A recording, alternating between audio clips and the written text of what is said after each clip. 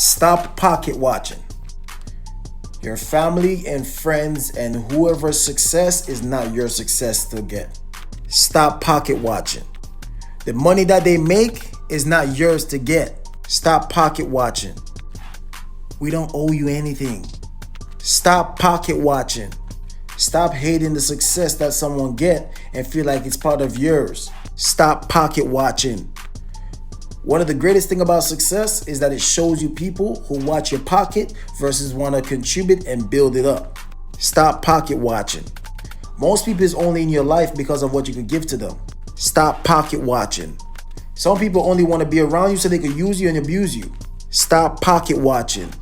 Success is going to show you who love you for you and who love you for what you could do for them.